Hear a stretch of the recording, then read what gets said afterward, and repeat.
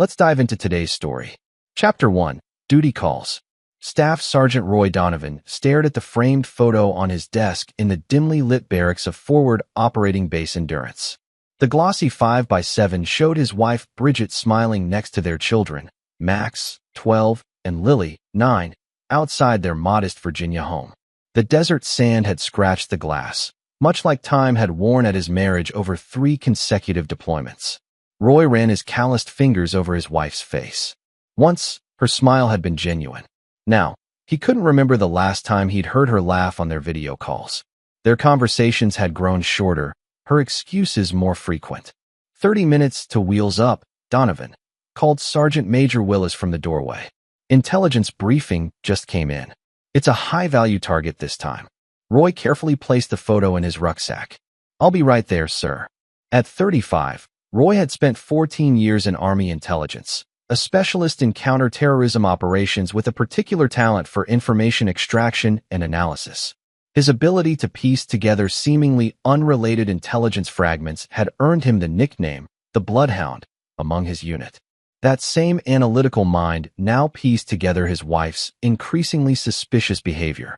On his last home leave 6 months ago, he'd noticed unfamiliar cologne in their bathroom. Bridget had dismissed it as a sample from the department store. He'd found receipts for restaurants in towns an hour away that she'd never mentioned visiting. When questioned, she claimed girls' nights out with coworkers he'd never heard of before. "You're paranoid, Roy," she'd said. "That's what happens when you spend your life looking for enemies." Perhaps she was right. 14 years hunting terrorists had made him suspicious by nature. Still, Roy couldn't shake the feeling that something was wrong at home while he was fighting someone else's war.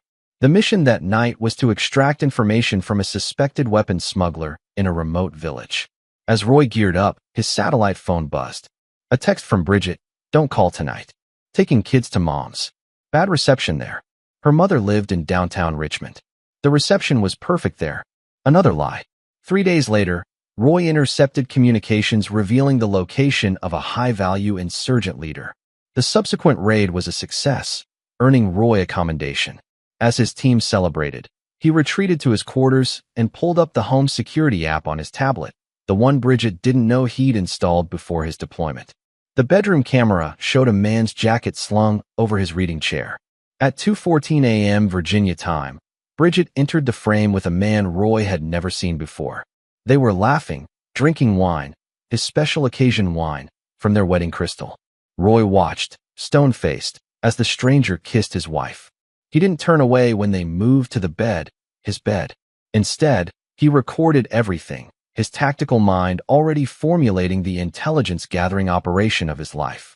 When the commanding officer offered Roy leave following the successful mission, he declined. "I need to prepare first, sir," he said, his voice devoid of emotion. "The enemy thinks they have the advantage. I intend to change that." Chapter 2. Gathering Intelligence. "You sure about this, man?"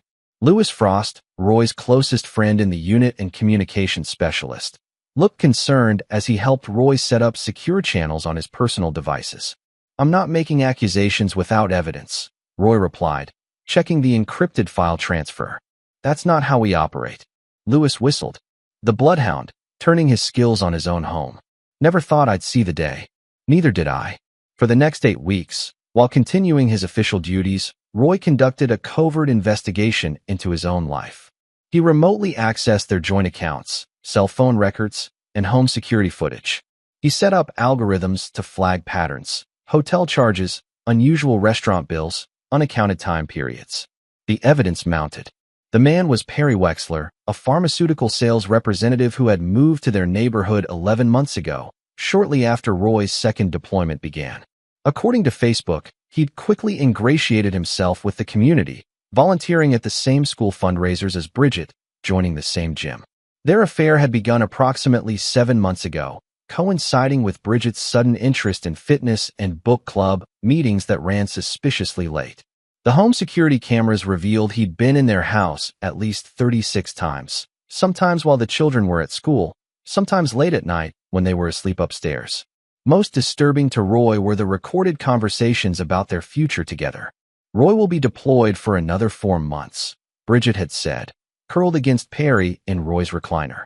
After this divorce, with his military record, He'll be lucky to get monthly visitation. The courts always favor the mother. You're sure about this? Perry had asked, caressing her arm. Divorcing a war hero won't make you popular around here. He's no hero to me, Bridget had replied coldly. He chose the military over us years ago. Besides, we've covered our tracks. He'll never know about us until I'm ready to tell him. The final straw came when Roy discovered text messages about Perry moving into the house after the divorce, the house Roy had purchased with his combat pay and family separation allowance. What Bridget and Perry didn't know was that Roy's security clearance and specialized training gave him access to resources beyond the reach of ordinary civilians. His intelligence gathering net widened, and what he discovered about Perry Wexler made his blood run cold. Perry wasn't just a pharmaceutical rep. His record showed inconsistencies that Roy recognized from his counterintelligence work, the hallmarks of a fabricated identity. More troubling were the large cash deposits into offshore accounts tied to aliases Roy uncovered through military database access. When Roy finally confided the full scope of his findings to Lewis, his friend's face paled. "This isn't just an affair," Lewis said. "This guy's using your wife to access something. Something valuable." "Not just my wife," Roy replied quietly. "My children. My home. My life." He closed the laptop. "And I believe he's connected to the very networks we've been tracking here." "Holy shit, Roy. That would mean this isn't just about a cheating wife. It's a matter of national security." Chapter 3. The Enemy Within. Roy requested emergency leave 2 weeks before his scheduled return, citing a family crisis. Technically, it wasn't a lie. "Donovan, you've got 30 days, Colonel Barrett informed him. "But given what you've shared about potential domestic security concerns, I'm authorizing continued access to certain resources. This stays off book." "Understood, sir." "Thank you." "And Roy," the colonel added, his voice softening slightly, "whatever your wife's involvement, willing or unwitting, remember your training. Gather facts, verify, then act. Don't let emotion cloud your judgment." Roy landed at Dulles International at 3:42 p.m. on a rainy Tuesday. He didn't call Bridget. Instead, he checked into a motel 20 miles from home and established his operational base. The next 48 hours were spent conducting physical surveillance, placing additional monitoring devices, and coordinating with trusted military contacts. What he discovered confirmed his worst fears. Perry Wexler was actually Pavel Resnick, a mid-level operator for an international organization specializing in stealing military intelligence. His technique was simple but effective: identify military personnel with high security clearances, research their family situations, then target vulnerable spouses during deployments. Roy wasn't the first. 3 other servicemen had been similarly targeted in the past 5 years, each ending in divorce, where the operative maintained a relationship with the ex-wife to maintain proximity to the children who might innocently reveal information overheard from their fathers. On the 3rd day, Roy finally went home, timing his arrival for when school records indicated the children would be there, but Bridget would still be at her part-time administrative job. Max opened the door, his eyes widening in shock before he launched himself into his father's arms. "Dad, you're early." "Surprise deployment change," Roy lied smoothly, hugging his son tightly. "Where's your sister?" "Daddy." Lily came tearing down the stairs, nearly tackling Roy with the force of her embrace. Her eyes were wet with tears. "I missed you so much." For a moment, Roy allowed himself to simply be a father reuniting with his children. They talked excitedly over each other, showing him school projects and telling stories while he made them snacks in the kitchen. A kitchen where he'd watch Bridget and Perry prepare intimate dinners via security camera. "Hey, have you met Mom's friend Mr. Perry?" Max asked innocently. "He comes over a lot. He's teaching me how to throw a curveball." Roy maintained his smile with military discipline. "Is that right? What else does Mr. Perry do when he visits?" The children's innocent answers confirmed everything. Perry had been systematically building relationships with them, asking casual questions about Roy's work, deployments, even the security systems he used. "Daddy, are you okay?" Lily asked, noticing his expression had hardened. Roy forced his features to soften. "Just tired from the flight, sweetheart." He checked his watch. "Listen, I have a surprise. How about we go get ice cream before Mom gets home? I want to hear all about school." He took the children for ice cream, then to a movie, documenting their time together with photos and videos. When they returned home, Bridget's car was in the driveway alongside an unfamiliar Audi. "Whose car is that?" Roy asked casually. "That's Mr. Perry's," Lily said. "He must be helping Mom with the broken shower again." Roy's jaw tightened momentarily before he relaxed it. "Why don't you two go play in the backyard for a few minutes? I want to surprise Mom." He entered his house silently, his years of tactical training evident in his movements. He heard them before he saw them. Bridget's laughter from the kitchen, a man's murmured response. Roy recorded video on his phone as he approached. "The separation agreement looks good," Perry was saying. "Once it's filed, we move for full custody based on his prolonged absences and the psychological impact of his work. The military doesn't fight these things, bad PR. And the house?" Bridget asked. "As long as we can show you need it for the children's stability, it's practically guaranteed. Military courts are predictable that way." Roy stepped into the kitchen doorway. "Is that right?" The look of shock on Bridget's face would have been satisfying if the situation weren't so grave. Perry recovered more quickly, extending his hand with a practiced smile. "You must be Roy. I've heard so much about you." "Perry Wexler." Roy ignored the outstretched hand. "Interesting. I've heard quite a bit about you too, Pavel." Perry's smile faltered for just a microsecond, long enough for Roy to know he'd hit the mark. "Roy, why didn't you call?" Bridget stammered. "Perry is just a friend who's been helping with home repairs while you were away." "Is that what you call it?" Roy's voice remained eerily calm. "The children are outside. We're going to have a civilized conversation in front of them. Then I'm taking them to dinner, and when we return, I expect you both to be gone." "This is my house," Bridget protested. "Technically, it's our house," Roy corrected her. "And I have significant evidence that might interest both military intelligence and the FBI regarding your friend's activities." Perry's eyes narrowed. "You're confused, soldier. Jet lag can do that.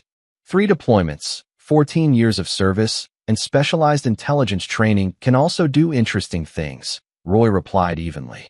"Like teach you how to recognize patterns, how to trace financial transactions, how to connect dots." He turned to Bridget. "File for divorce if you want. That's your right. But understand what you're involved with before you go further." "Are you threatening me?"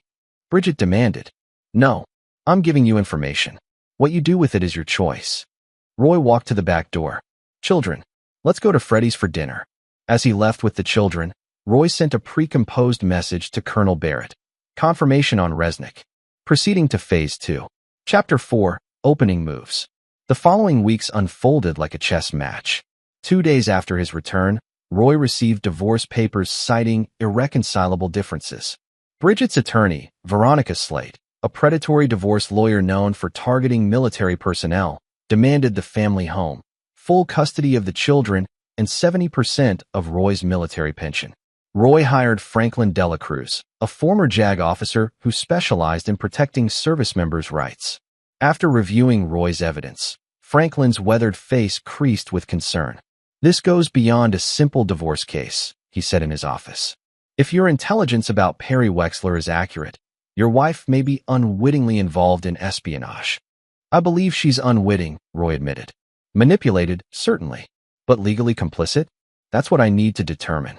And this evidence you've gathered, some of it may not be admissible in family court due to how it was obtained." Roy nodded. "I'm aware. That's why we need parallel tracks. One for family court, one for federal investigation." Franklin leaned back. "You want to draw them out?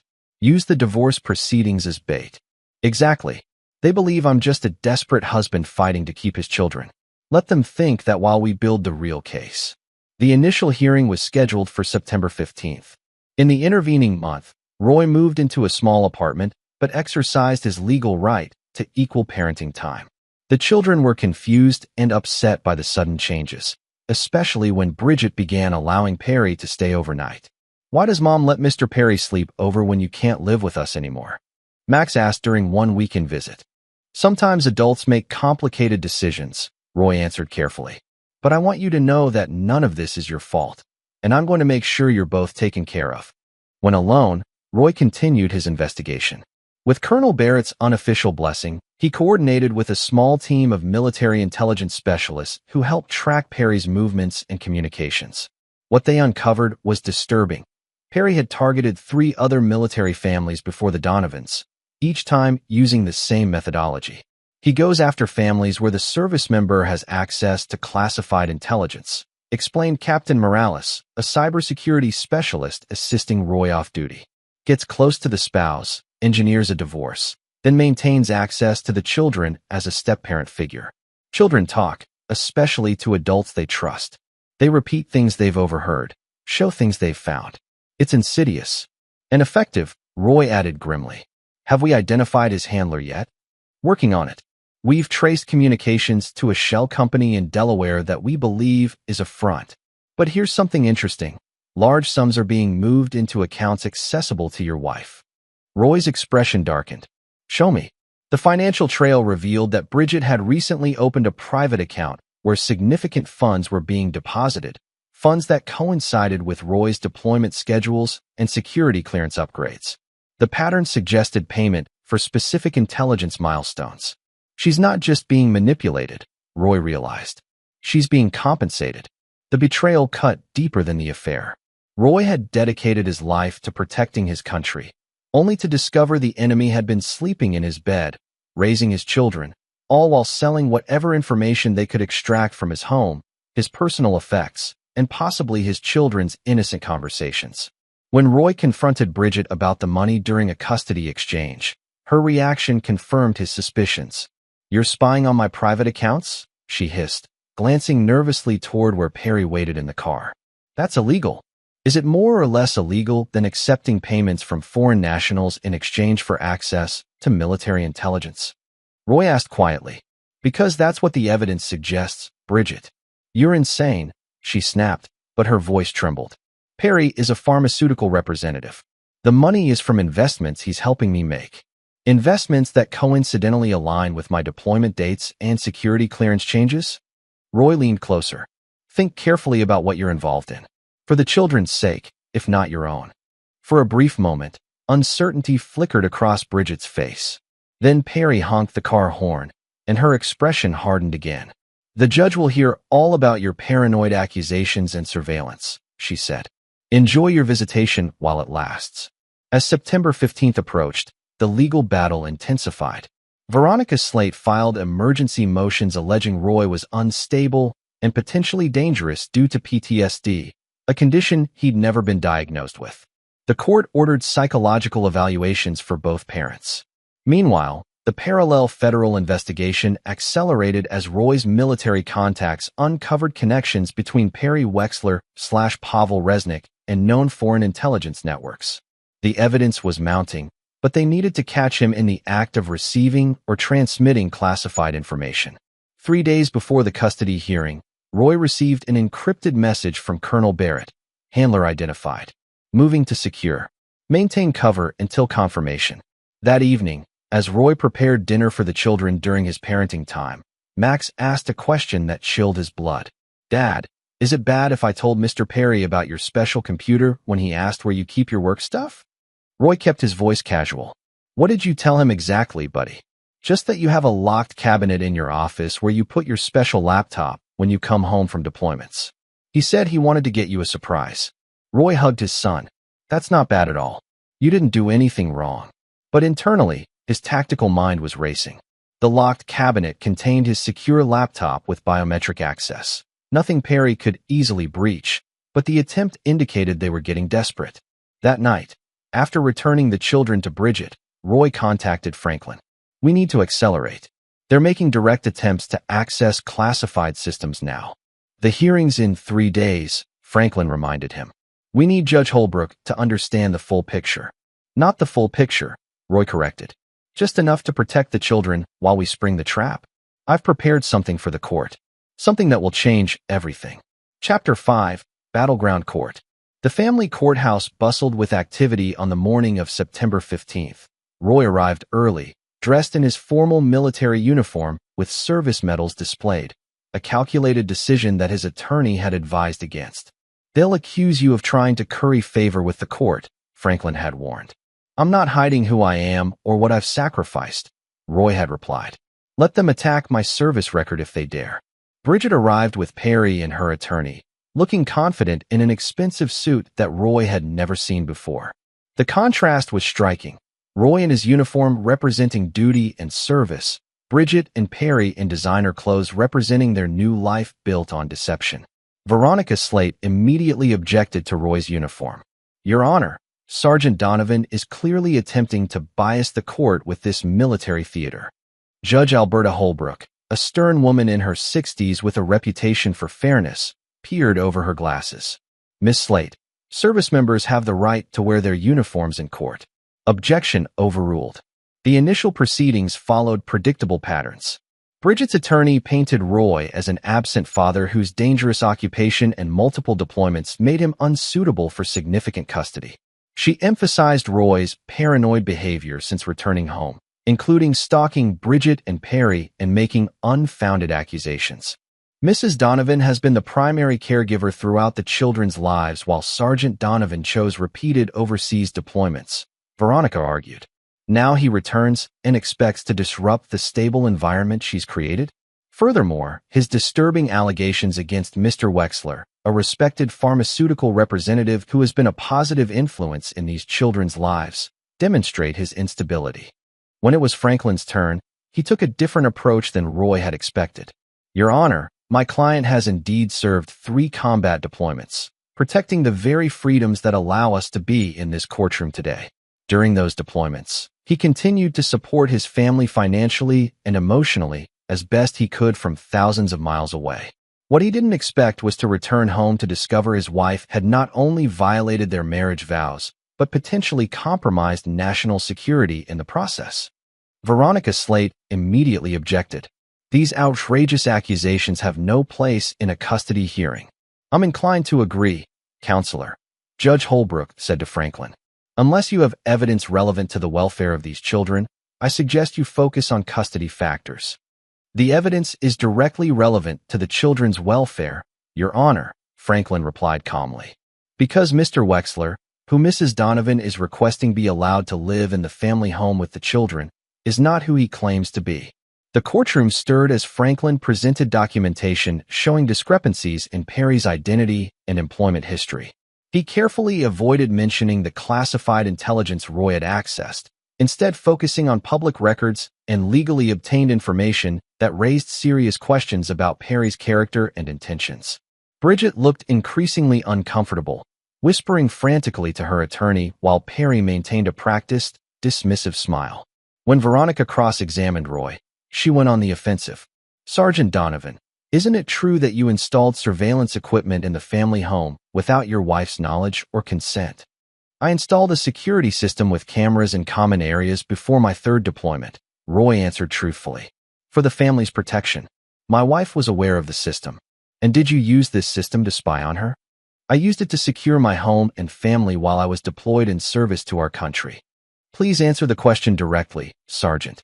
I reviewed security footage when I had concerns about unknown individuals accessing my home. That's what security systems are for. Veronica changed tactics. Isn't it true that your PTSD and combat experiences have made you paranoid and prone to seeing threats where none exist? I've never been diagnosed with PTSD, Roy stated firmly, and my training in threat assessment is actually quite relevant here. Relevant how? Do you view your wife as a threat, Sergeant? Roy looked directly at Bridget. I view anyone who endangers my children's welfare as a threat, Counselor. The morning testimony concluded with character witnesses for both parties. Roy's commanding officers testified to his integrity and dedication, while Bridget presented neighbors and school officials who attested to her active involvement in the children's lives. After lunch recess, Judge Holbrook addressed both parties. I've reviewed the preliminary evidence and testimony. While I find Sergeant Donovan's concerns about Mr. Wexler troubling, I'm not seeing sufficient evidence that would impact a custody determination at this time. She turned to Bridget. Mrs. Donovan, the court acknowledges your role as primary caregiver, but also recognizes Sergeant Donovan's right to meaningful relationship with his children despite his military service obligations. To Roy, Sergeant, your service is commendable, but this court must prioritize the children's need for stability. The judge's preliminary comments suggested she was leaning toward granting Bridget primary physical custody with liberal visitation for Roy, exactly what Bridget and Perry wanted, and exactly what Roy had anticipated. Before I make my ruling, Judge Holbrook continued, Does either party have anything further to add? This was the moment Roy had been waiting for. He turned to Franklin, who nodded almost imperceptibly. Your Honor, Roy said, standing. I have one document I'd like to submit to the court. He approached the bench with a single sheet of paper, the culmination of months of intelligence work, verified by military intelligence and the FBI. The document contained no classified information, only the results of their investigation into Perry Wexler/Pavel Resnick, including his connections to foreign intelligence operations and the financial trail linking him to Bridget. Judge Holbrook's eyes widened as she read. She looked up at Roy, then at Perry and Bridget. Her expression transformed from judicial neutrality to alarm. No one moves, she ordered sharply. Bailiff, immediately close the doors and secure this courtroom. Perry stood suddenly. This is ridiculous. I'm not subject to these proceedings. Sir, sit down immediately, the judge commanded. Bridget turned to Perry in confusion. What's happening? What did he give her? The courtroom doors opened to admit 4 military police officers in full tactical gear, accompanied by 2 FBI agents in suits. Pavel Resnick, announced the lead FBI agent, you are under arrest for espionage against the United States and operating as an unregistered foreign agent. Bridget's lawyer dropped her papers in shock as the MPs moved purposefully toward Perry, who looked frantically for an escape route. Finding none, he lunged toward Bridget. Tell them this is a mistake. Tell them. 2 MPs intercepted him before he could reach her, securing him quickly and professionally while the FBI agents read him his rights. Bridget stood frozen, her face ashen as the reality of her situation dawned on her. Mrs. Donovan, said the second FBI agent, approaching her, we'll need you to come with us as well for questioning regarding your involvement in this matter. I don't understand, Bridget whispered, looking desperately toward Roy. What is this? Roy met her gaze evenly. This is the consequence of choices, Bridget. Yours and mine. Judge Holbrook banged her gavel. This custody hearing is suspended pending the outcome of this federal investigation. Sergeant Donovan, given these extraordinary circumstances, I'm granting you emergency temporary custody of the children. We'll reconvene when the situation clarifies. As the MPs led Perry away, he locked eyes with Roy one final time. The mask of Perry Wexler had fallen completely, revealing the cold calculation of Pavel Resnick. In that moment, Roy saw what his children had been living with, a predator who had targeted them as pawns in a dangerous game. Outside the courtroom, Colonel Barrett waited. Clean operation, Donovan. Thank you for your support, sir. The children. Safe at school. I'll pick them up myself.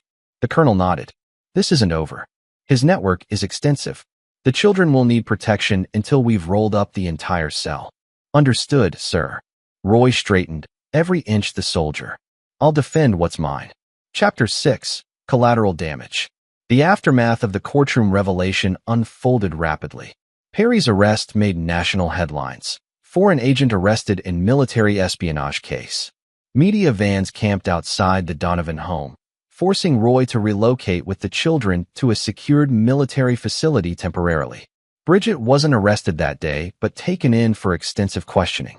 The FBI investigation revealed she had accepted over $200,000 in payments disguised as consulting fees and investment returns, all coinciding with key dates in Roy's deployment schedule and security clearance updates. 2 weeks after the courtroom confrontation, Roy met with FBI Special Agent Diana Walsh to review the findings. We believe your wife was a witting participant, Sergeant Donovan, Walsh explained, showing him transaction records. The pattern of payments is too consistent with your military activities to be coincidental. However, we don't believe she understood the full scope of Resnick's operation. Meaning she likely knew she was being paid to provide access to your belongings, your schedule, and information about your work. She probably convinced herself it was corporate espionage, not treason. Walsh closed the file. She's cooperating now, claiming Resnick manipulated her. It may reduce her charges, but she's still looking at significant federal time. Roy absorbed this with the composed demeanor that had become his trademark, but internally, he struggled with conflicting emotions. The betrayal was absolute, not just of their marriage vows, but of everything he stood for. The children were devastated. Explaining their mother's absence required painful conversations that no parent should have to have. Is Mom a bad person? Lily asked one night, her small voice breaking. Roy chose his words carefully.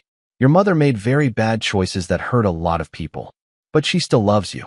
But she helped a bad man, Max said, displaying the black and white moral certainty of youth. Perry was trying to hurt you and other soldiers. People are complicated, son. They can make terrible mistakes without being terrible people. Even as he said it, Roy wasn't sure he believed it anymore. The divorce proceedings resumed with Bridget in a drastically weakened position. Her attorney withdrew from the case, unwilling to be associated with an espionage scandal. Her parents, devastated by their daughter's actions, still advocated for her, hiring a new attorney specializing in both criminal defense and family law. At the rescheduled hearing, Bridget appeared in prison attire, having been denied bail due to flight risk. Gone was the confident, stylish woman who had demanded the house and full custody. In her place sat a hollow-eyed defendant facing not just divorce but federal charges.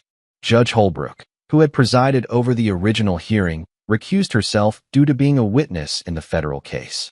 The new judge, Raymond Ortiz, reviewed the case with fresh eyes. These are exceptional circumstances, he noted during preliminary remarks. The court must separate the criminal allegations from the custody considerations, while acknowledging their inevitable impact. Bridget's new attorney, Martin Greenberg, argued that despite her legal troubles, Bridget deserved to maintain a relationship with her children. Your Honor, Mrs. Donovan has made grave errors in judgment, but her love for her children is genuine. We ask the court to consider supervised visitation while her criminal case proceeds. Franklin Dela Cruz countered with evidence of Bridget's willingness to use the children to extract information about Roy's work. The record shows Mrs. Donovan specifically encouraged the children to observe their father's work habits and report back to her and Mr. Resnick. She placed her children in the dangerous position of unwitting intelligence assets. This demonstrates a fundamental failure to protect their well-being.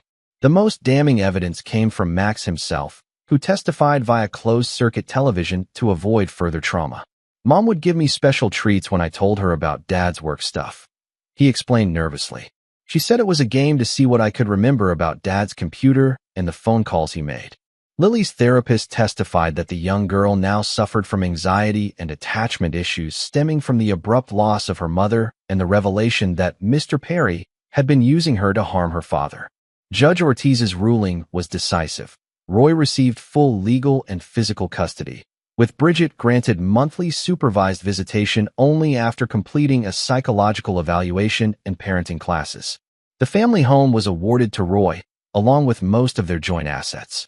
Bridget, facing legal bills and potential restitution, received only her personal belongings and a small portion of their savings that couldn't be tied to the illegal payments. As for Perry/Pavel, he faced multiple federal charges carrying potential life sentences. The intelligence network Roy had helped uncover led to 15 additional arrests across 3 states, dismantling a major foreign intelligence operation that had targeted military personnel for nearly a decade. 6 weeks after the arrests, Roy was summoned to a classified briefing at the Pentagon. Colonel Barrett and several high-ranking intelligence officials thanked him for his service and the sacrifice of his personal life in service to national security. Your actions have saved countless lives and protected vital military intelligence, said General Harrington, Director of Defense Intelligence. The country owes you a debt it can never repay. I was just doing my job, sir, Roy replied. Protecting what matters. We'd like you to continue that work, the general said. Your unique experience makes you invaluable to our counterintelligence efforts. We're offering you a promotion and a position with the newly formed Military Family Security Unit. You'd help identify and prevent exactly the type of operation that targeted your family. Roy considered the offer. With respect, sir, my children need stability now. They've lost their mother to federal prison. They need their father present. Understood, Sergeant. That's why this position is non-deployable. Based here in Virginia. Regular hours, for the most part. The general slid a folder across the table. Review the details. This work would protect other military families from experiencing what yours has endured. That evening, Roy sat on the back deck of the family home, now just his and the children's home, reviewing the offer. The position would allow him to continue serving while remaining present for Max and Lily. More importantly, It would give purpose to the personal tragedy they'd endured. As he contemplated the future, his secure phone buzzed with a message from Agent Walsh. Resnick talking. Claims operation larger than we thought. More sleepers in military communities. Can you come in tomorrow? Roy texted back. We'll be there. 0900. Inside, he heard Lily laughing at something Max said, a sound that had been too rare in recent months. Their resilience amazed him. Despite everything, they were healing, adapting, finding moments of joy. He wouldn't let what happened to them happen to another military family. The battlefield had changed, but his mission remained the same. Protect what matters, at any cost. Chapter 7. The Aftermath. 1 year after the courthouse revelation, Roy stood at his kitchen counter reviewing school permission forms while the children ate breakfast.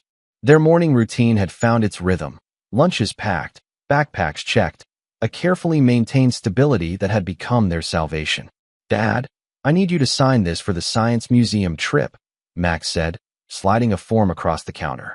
At 13, he'd grown 2 inches in the past year and had recently joined the junior ROTC program at school. Got it. Lily, do you have your math homework? Roy asked, scanning the permission slip before signing. Lily, now 10, nodded while finishing her cereal. The therapy sessions had helped tremendously. Her anxiety attacks had decreased, though she still slept with her door open and occasionally crawled into Roy's bed after nightmares. Can we visit Mom this weekend? Max asked quietly, not meeting Roy's eyes.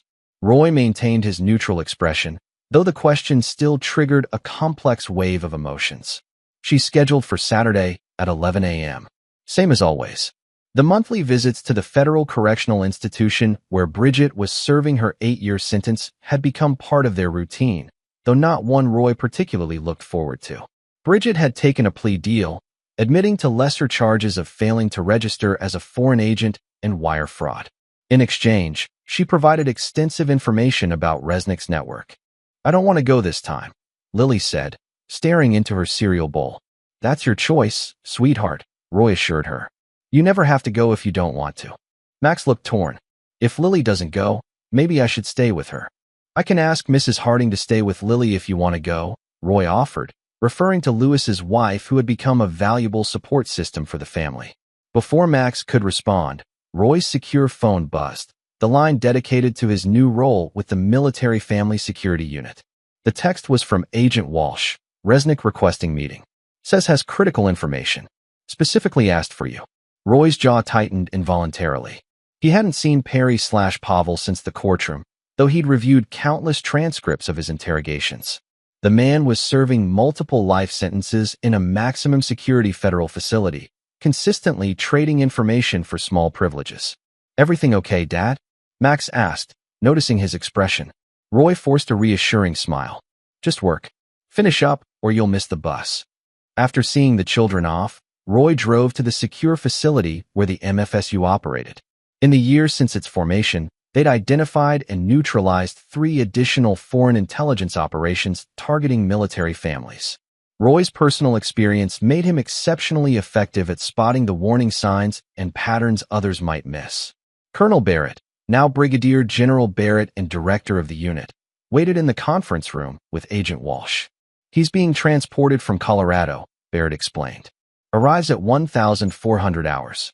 Claims he has actionable intelligence on sleeper agents we haven't identified yet. Why now? Roy asked. And why me specifically? Walsh shrugged. Says he'll only talk to you. Could be legitimate, could be psychological games. You know how he operates. I do, Roy agreed grimly. Which is why I don't trust this. Barrett leaned forward. You don't have to take the meeting, Donovan. You've given enough already. Roy considered declining. His life had finally stabilized. The children were healing. His work was meaningful and allowed him to be the present father they needed. Why reopen old wounds? But the thought of other families, other children, being targeted by operations like the one that destroyed his marriage strengthened his resolve. I'll take the meeting, but on my terms, not his.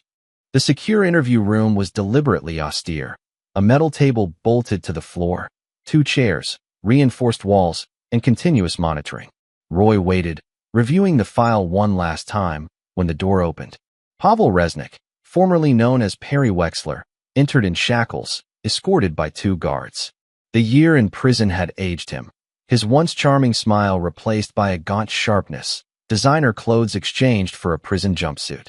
Staff Sergeant Donovan. Resnick greeted him with a slight accent that had never been present in his Perry Wexler persona. Or is it Lieutenant now? I heard you received a promotion. Let's skip the pleasantries, Roy replied coldly.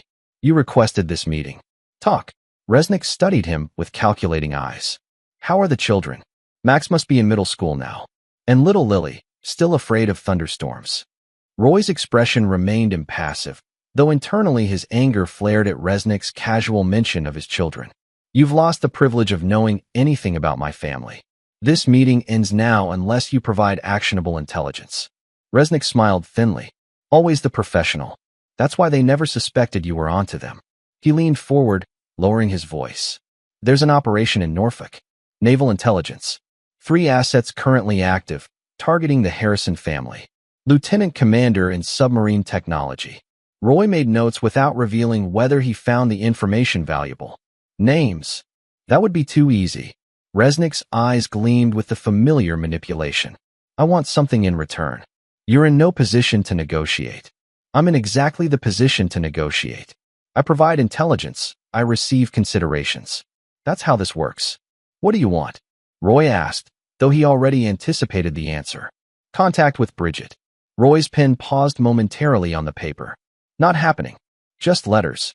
Monitored, censored, whatever security protocols you deem necessary. Resnick leaned back. We were in love, you know. Not everything was an operation. Spare me, Roy said flatly. You targeted her because of my security clearance. The psychological evaluation confirmed she was vulnerable to flattery and material indulgence. Standard procedure for your handlers. Is that what you tell yourself?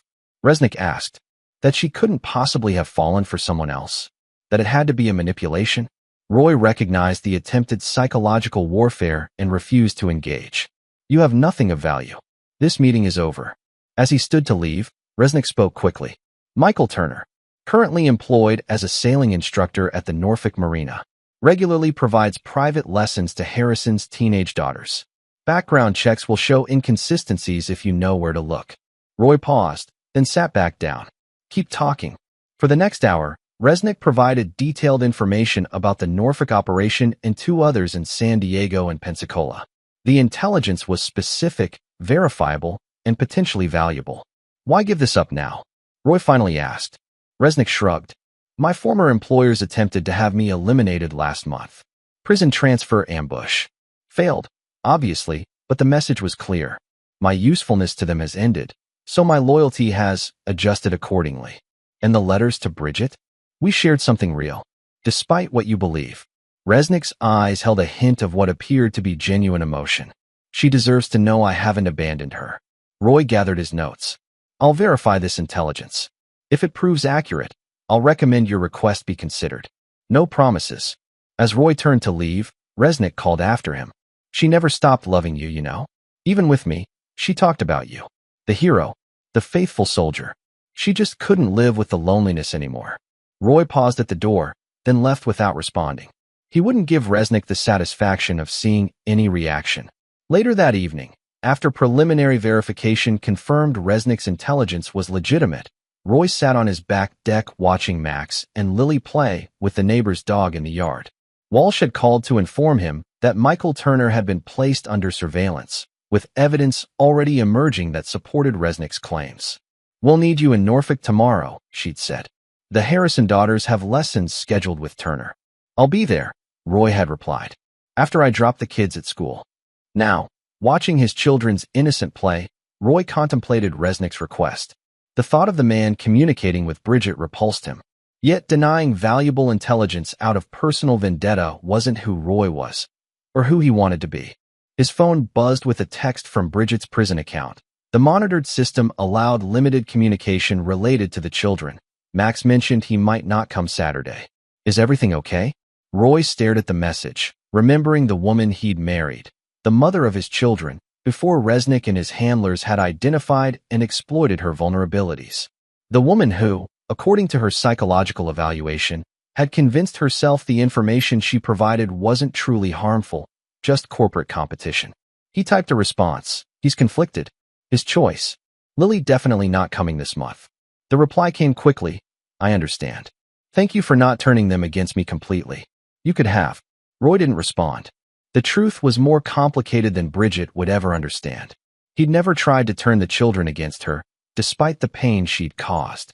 Not because he'd forgiven her, he hadn't and doubted he ever would, but because the children needed to process their own feelings without his influence. Dad, come play. Lily called from the yard, waving excitedly. Roy pocketed his phone and joined his children, pushing thoughts of Resnick, Bridget, and national security to the back of his mind for a few precious hours. Tomorrow would bring new challenges, new threats to neutralize. But tonight belonged to Max and Lily. Chapter 8. Broken Trust. 2 years after the courtroom revelation, life had settled into what Roy's therapist called the new normal. The children were thriving academically. The nightmares had largely subsided. Roy's work with the MFSU had expanded to training programs for military families, helping them recognize and avoid targeting by foreign operatives. Bridget had served 3 years of her 8-year sentence, with potential early release for continued cooperation. Her monthly visits with the children had become more comfortable, though Roy still maintained his distance, coordinating through prison officials and occasionally Mrs. Harding, who would transport the children when Roy's work required travel. The Norfolk operation Resnick had revealed led to 5 arrests and prevented significant intelligence losses. Subsequent information he provided proved equally valuable, leading to reluctant approval of his request for monitored correspondence with Bridget. Roy had been informed but not consulted about this decision, which he accepted professionally while personally finding it disturbing. On a crisp October morning, Roy was reviewing security protocols for an upcoming military family retreat when his secure line rang. It was Walsh, her voice tense. We need you at headquarters immediately. Problem with Resnick. What kind of problem? The kind better discussed in person. It involves Bridget and the children. Roy's blood ran cold. I'm on my way. At headquarters, he found not only Walsh, but General Barrett, the prison warden from Bridget's facility, and 2 FBI cybersecurity specialists. What's happened? Roy demanded. Walsh nodded to one of the specialists, who pulled up a series of communications on the main screen. These are supposedly the approved, monitored letters between Resnick and your ex-wife over the past 8 months. Roy scanned them, seemingly innocent reminiscences, expressions of regret, discussions of literature and prison conditions.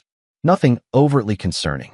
And these, the specialist continued, pulling up another set, are the actual communications we've just discovered they've been exchanging through a sophisticated covert channel embedded in the approved text. The decoded messages revealed something far more sinister. Resnick and Bridget had been communicating in an elaborate code, discussing not just their personal relationship, but Roy's current work, his schedule, and most alarmingly, details about the children. How is this possible? Roy asked, struggling to maintain his composure. Every communication is supposed to be screened. The warden looked deeply uncomfortable. The coding method was extremely sophisticated, steganographic techniques embedded in seemingly innocent phrasing, triggered by specific word patterns. Our regular screening protocols missed it. We only caught it because of an AI pattern recognition system recently implemented. Resnick was intelligence trained, Walsh added, and it appears he taught Bridget the coding method through the approved letters, building the system gradually under our noses. Roy's focus zeroed in on one particular decoded message from Bridget. Max mentioned our new girlfriend works in nuclear program. Need name and access level. She's been using the visitations to gather intelligence from the children, Roy realized, his voice dangerously quiet. About me. About my work. No one contradicted him. The evidence was clear. General Barrett cleared his throat. We're revoking all communication privileges for both of them effective immediately. Bridget is being transferred to a higher security facility with no contact provisions except legal counsel. Resnick is losing all privileges he earned through cooperation. And the children? Roy asked. That's partly why we called you in, Walsh said gently. The content suggests Bridget has been systematically questioning them during visits, particularly Max, about your personal life and work details. Given your position, this represents a significant security breach potential. The implications hit Roy like a physical blow. The monthly visits he'd facilitated, believing they were important for the children's emotional healing, had been weaponized. Bridget hadn't changed at all, She'd merely adapted her methods. "We need to interview the children," one of the FBI agents said. "Determine exactly what information may have been compromised." "No," Roy stated firmly. "They've been traumatized enough. I'll handle this." "Donovan," General Barrett began, "protocol requires." "With all due respect, sir, these are my children. I know how to question them without causing additional trauma. I've been trained in these techniques, and I understand exactly what information we need to assess the breach." After some discussion, a compromise was reached. Roy would have an initial conversation with the children, recorded for security purposes, with a child psychologist present. Based on those findings, a determination would be made about further investigation. That evening, Roy sat at the kitchen table with Max, now 14, and Lily, 11. He'd picked them up from their after-school activities early, knowing this conversation couldn't wait. "I need to ask you both some important questions about your visits with Mom," he began carefully. "You're not in trouble, and Mom's not in trouble. We just need to understand some things." Max's expression immediately grew guarded. "What kind of things? During your visits, does Mom ask you questions about me? About my work, or people I know?" The siblings exchanged a quick glance that confirmed Roy's fears before either spoke. "Sometimes," Lily admitted. "She asks if you're happy, if you're dating anyone. Normal mom stuff." "Does she ask about specific people? Or about my job?" Max stared at the table. "She asked about Laura a lot. Wanted to know what she does at the base. I just said she works with computers because that's all I know anyway." Laura Phillips was a cybersecurity specialist at the MFSU whom Roy had been dating for approximately 6 months. Her work involved classified nuclear defense systems. "What else, Max?" Roy prompted gently. "She asked if I ever see any of your work papers or hear your phone calls." Max looked up, guilt written across his face. "I told her about the safe in your office. I didn't think it was a big deal, just Mom being interested." Roy maintained his composure despite the sinking feeling in his chest. "Did she ask you to look for anything specific? Or to tell her about my schedule?" Lily spoke up. "She always wants to know when you're traveling. She says it's so she doesn't schedule calls when you're away, but she writes it down every time." The conversation continued, revealing a methodical pattern of intelligence gathering disguised as maternal interest. Both children had unwittingly provided information that, while seemingly innocent in isolation, could be pieced together to form a troubling picture of Roy's work, movements, and associations. When they finished talking, Roy faced the hardest part. "I need to tell you something difficult. Mom has been sharing this information with Perry." "What? How?" Max demanded, his voice cracking. "He's in prison. They've been writing letters. And it turns out they were hiding secret messages in those letters." Lily's eyes filled with tears. "But why?" "Mom said she was sorry about all that. She said Perry tricked her." Roy chose his next words carefully. "Sometimes people make choices that are hard for us to understand.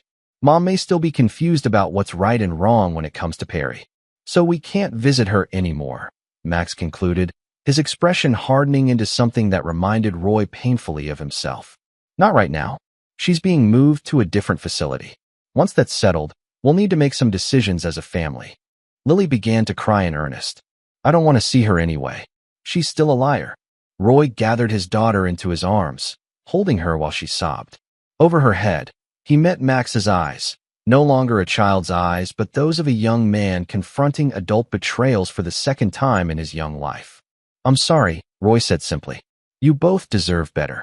Later that night, after the children were asleep, Roy sat in his home office reviewing the security footage from their conversation. The recording would be provided to the FBI and military intelligence for assessment of the potential security breach. His secure phone buzzed with a message from Walsh. "Bridget requesting emergency call with you regarding children. Advisable to refuse." Roy stared at the message for a long moment. She had betrayed not just him, not just her country, but now her own children, twice. Using them as unwitting intelligence assets, manipulating their love and trust. He typed his response. "Understood. No contact authorized except through my attorney."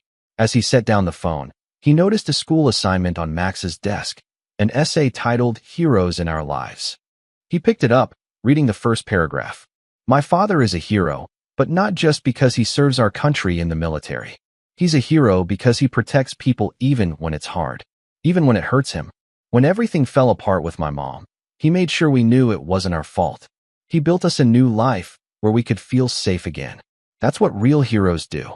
Roy carefully replaced the paper, a complex mix of emotions washing over him. Pride in his son's resilience, grief for the family that had been lost, determination to protect what remained. Tomorrow, he would begin the process of seeking termination of Bridget's parental rights based on her continued criminal activities involving the children. It would be another painful battle, but one he wouldn't hesitate to fight. Some betrayals couldn't be forgiven, and some risks couldn't be tolerated. The children had lost their mother twice now, first to her affair with Resnick, and now to her continued deception. Roy couldn't restore what was lost, but he could ensure they wouldn't be weaponized again. Chapter 9, Fortress. 5 years after the courtroom revelation, Roy stood in his dress uniform watching Max graduate from high school. Now 19, his son had grown into a young man of impressive character, academically gifted, physically disciplined, and possessed of a quiet strength that reminded Roy of his own father. Beside him sat Lily, 16, recording the ceremony on her phone. She'd overcome her earlier trauma through years of therapy and had blossomed into a confident young woman with a passion for cybersecurity, inspired, she said, by watching her father's work protecting military families. And now, announced the principal, our valedictorian, Maxwell Donovan. Roy swelled with pride as Max approached the podium. Neither child bore their mother's surname anymore. A legal change finalized 3 years earlier when Bridget's parental rights were terminated following her conviction on additional charges of attempted espionage. My journey to this podium hasn't been a traditional one, Max began, his voice steady and mature. Many of you know parts of my story, the headlines, the public record. But the most important lessons I've learned came after the cameras left and the news moved on. Roy listened as his son spoke eloquently about resilience, integrity, and the strength found in rebuilding. Not once did Max directly mention his mother or the scandal that had destroyed their family, yet his references to learning who you can trust and the foundation of truth spoke volumes. My father taught me that we are defined not by what happens to us, but by how we respond, Max continued. He showed me that protecting what matters sometimes requires difficult choices, and that true strength lies in doing what's right, not what's easy. After the ceremony, as they celebrated at Max's favorite restaurant, Roy's secure phone vibrated with a news alert. Pavel Resnick, convicted spy, found dead in federal custody. Apparent suicide. Roy silently showed the phone to Laura, now his wife of 2 years, who raised an eyebrow in response.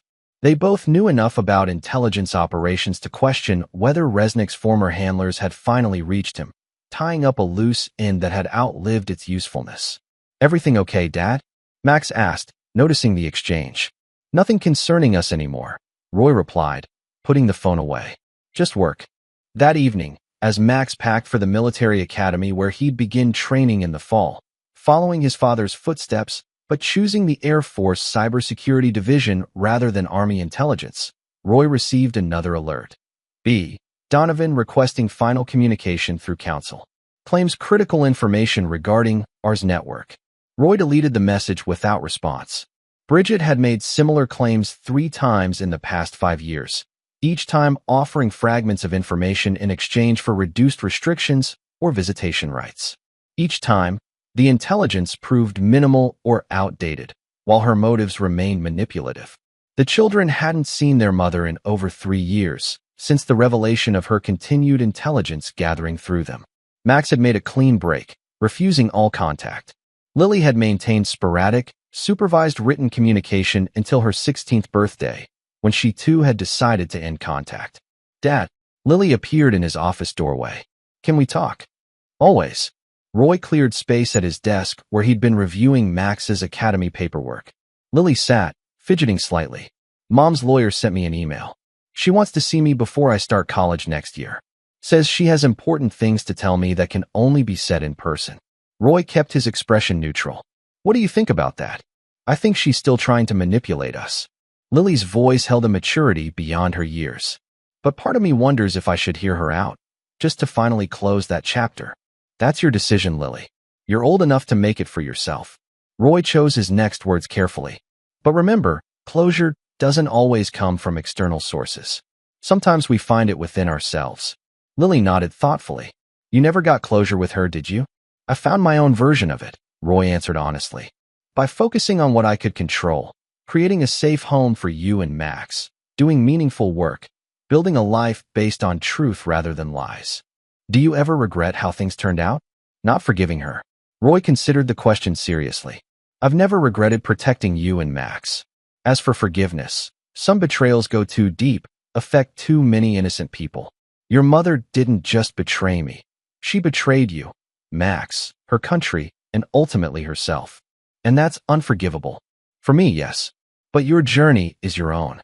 Forgiveness isn't an obligation. It's a choice each person must make for themselves, based on their own values and boundaries. Lily was quiet for a moment. I think I'll decline the meeting. Not because I can't forgive her, but because I don't believe her motives have changed. And I won't let myself be used again. Roy felt a profound mixture of sadness and pride. Sad that his daughter had to learn such hard lessons so young. Proud of the wisdom and strength she'd developed as a result. Later that night, with the children asleep and Laura reading beside him in bed, Roy contemplated the journey of the past 5 years. The intelligence network Resnick had been part of had been largely dismantled. The MFSU had expanded to protect military families worldwide. The work continued, as it always would, new threats emerging as old ones faded. Penny for your thoughts, Laura said, setting aside her book. Just reflecting, Roy replied. Max heading to the academy. Lily making her own decisions about Bridget. The fortress stands. Laura understood the reference. Early in their recovery, Roy had described his approach to rebuilding their family life as constructing a fortress, not to hide within, but to create a secure foundation from which the children could safely engage with the world. You've given them something remarkable, Roy. Not just protection, but the tools to protect themselves. We all have, he corrected, including her in the achievement. Laura had been instrumental in helping the children heal, bringing warmth and stability while respecting the complex emotions surrounding their mother. His phone buzzed once more, the final update he'd been waiting for. The message was brief. B. Donovan transfer complete. Maximum security, communications blackout implemented per court order. Roy set the phone aside without comment. Bridget had made her choices, repeatedly. Now she would live with the consequences, permanently isolated from the family she had betrayed and the children she had attempted to exploit. The legal battle to terminate all contact had been brutal but necessary, with the court ultimately agreeing that her continued manipulation represented an ongoing threat to both the children's well-being and national security. In the morning, Roy would help Max load his car for the academy. In the fall, he would see Lily begin her senior year of high school. Their lives would continue to unfold, shaped by, but not defined by the betrayals of the past. The fortress he had built around his family wasn't comprised of walls, but of truth, transparency, and unwavering principles. Within its boundaries, his children had found not just safety but the strength to forge their own paths. Outside its protection, those who had chosen deception over loyalty, manipulation over love, would find no quarter, no forgiveness, no return. Some might call him unforgiving. Roy considered it clarity of purpose. The enemy had breached his home once, using those he loved as weapons against all he stood for. That breach had been sealed, the damage repaired, the lessons learned. Never again. This is where our story